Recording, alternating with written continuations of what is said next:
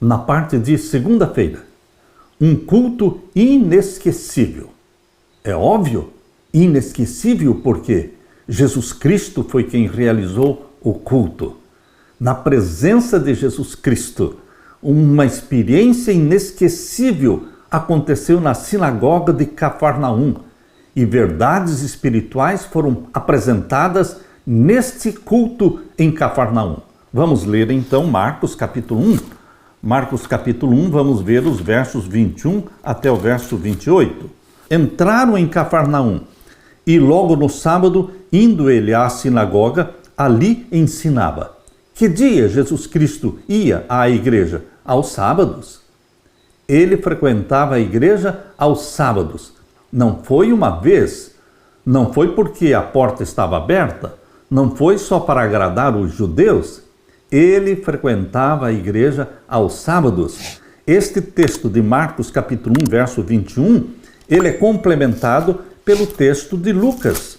Abra sua Bíblia no Evangelho de Lucas e vamos ver aqui o texto que complementa Marcos 1, 21. Lucas capítulo 4, verso 15, diz assim: E ensinava nas suas sinagogas e por todos era louvado.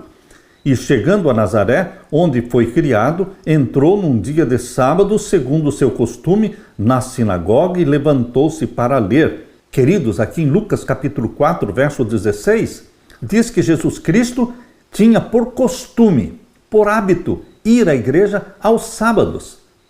Jesus Cristo era guardador dos mandamentos de Deus. Os 10 mandamentos foram escritos por Jesus antes dele se tornar homem. Ele é Deus eternamente e foi ele que falou com Moisés no Monte Sinai. Foi ele que escreveu os 10 mandamentos. E o 4º mandamento de Êxodo, capítulo 20, verso 8 até o verso 11, diz: Lembra-te do dia do sábado para o santificar. 6 dias trabalharás, farás toda a tua obra, mas o 7º dia é o sábado, o dia do Senhor. Meu querido irmão, Jesus Cristo guardava o sábado. Quando veio à terra, durante toda a sua vida, ele foi obediente aos mandamentos de Deus, porque está em João capítulo 15. João capítulo 15 e o verso 10, Jesus diz que ele era obediente aos mandamentos.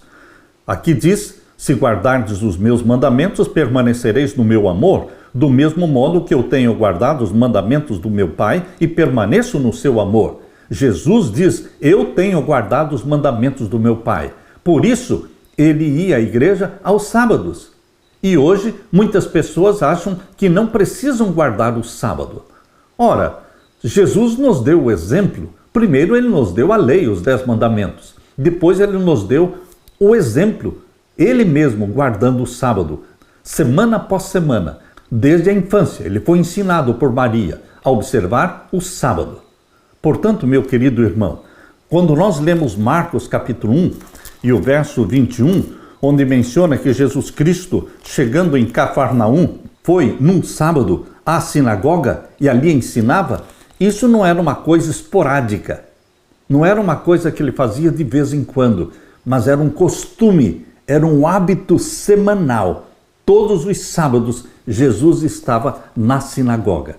E desta vez em Cafarnaum, Marcos capítulo 1, verso 22, continua dizendo: E maravilharam-se da sua doutrina, porque os ensinava como tendo autoridade, e não como os escribas.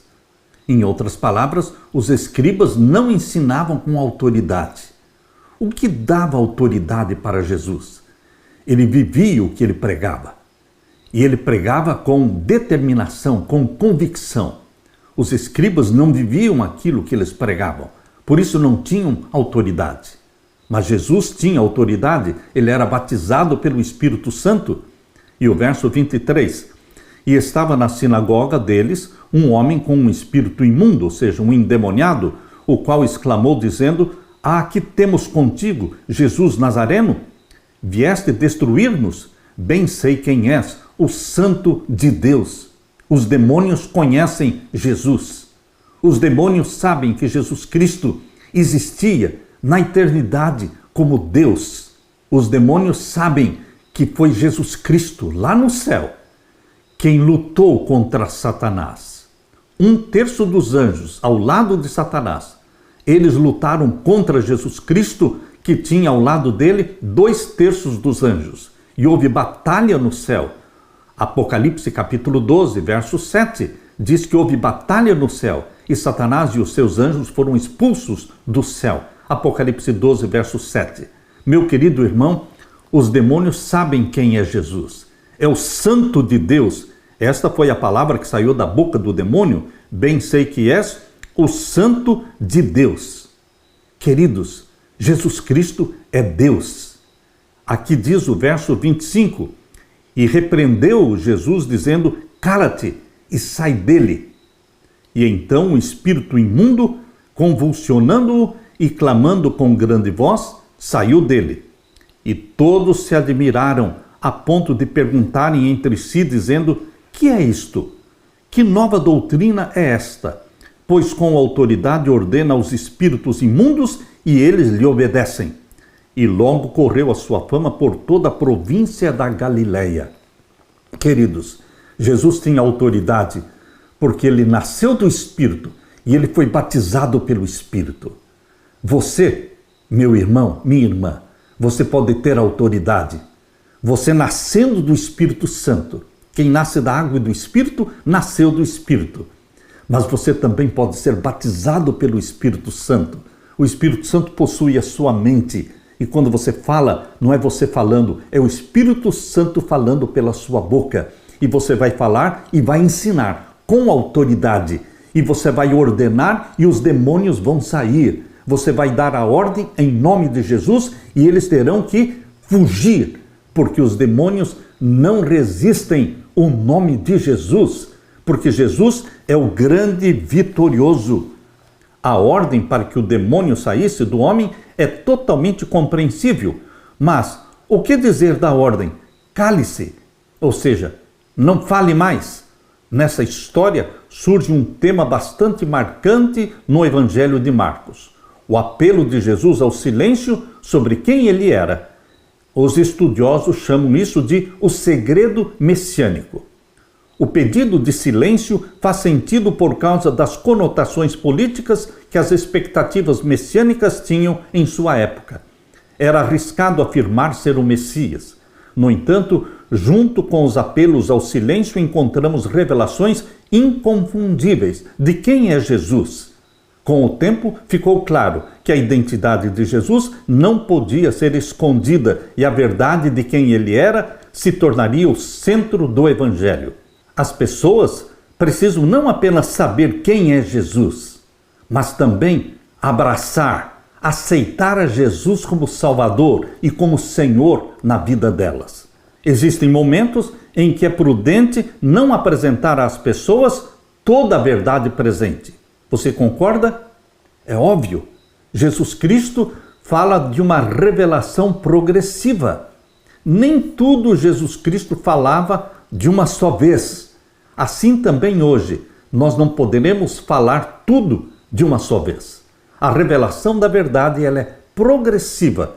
Abrindo a palavra de Deus em João capítulo 16, verso 12, abra sua Bíblia em João capítulo 16 e o verso 12, Jesus Cristo aqui declarou: ainda tenho muito que vos dizer, mas vós não o podeis suportar agora. Jesus não falou tudo o que tinha que falar para os discípulos, porque eles não podiam suportar. Mas o Espírito Santo que viria, no verso 13, mas quando vier aquele Espírito da verdade, ele vos guiará em toda a verdade, porque não falará de si mesmo, mas dirá tudo o que tiver ouvido e vos anunciará o que há de vir. Queridos, o Espírito Santo continua revelando a verdade de Deus. A revelação progressiva da verdade, ela nunca para. Hoje nós poderemos entender melhor a palavra de Deus do que ontem. E nós vamos ter esta revelação progressiva eternamente, porque mesmo no céu, quando estivermos no céu com Jesus, vamos continuar entendendo aquilo que não entendíamos. E Jesus vai continuar desvendando diante de nós verdades que hoje nós não entendemos. Vamos estudar para sempre a ciência do amor de Deus, o mistério da piedade de Deus. Queridos, É privilégio nosso passar um dia inesquecível aos pés de Jesus Cristo. Comece o dia com Jesus Cristo, aos pés dele, adorando-o, louvando-o, declarando seu amor a Jesus Cristo. Passe um dia com Jesus Cristo, levando Jesus Cristo com você para o trabalho, levando Jesus com você para a escola, para os negócios, enfim. Passe um dia inesquecível com Jesus Cristo e com certeza você vai querer repetir essa experiência de passar um dia com Jesus Cristo. E é assim que nós vamos viver dia após dia, inesquecíveis dias com Jesus Cristo.